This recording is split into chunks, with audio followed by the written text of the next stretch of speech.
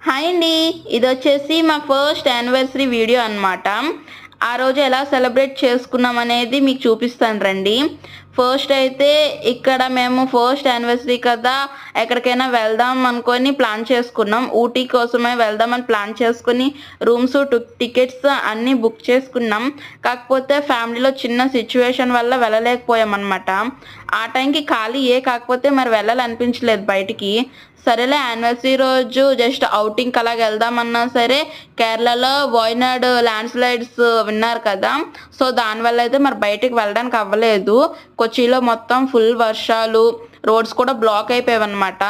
So, దానివల్ల ఎక్కడికి వెళ్ళాలన్నా సరే చిరాకొచ్చేసింది. ఇంకా ఇంట్లోనే ఆ రోజు సెలబ్రేట్ చేసుకున్నాము.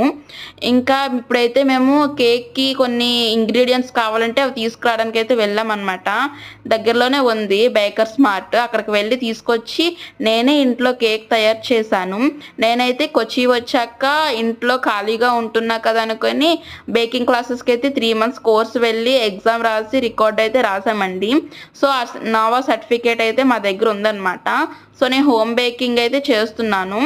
సో, ఎవరైనా ఫ్రెండ్స్, కొలీగ్స్ ఆర్డర్ ఇస్తే నేనైతే చేసి ఇస్తున్నాననమాట.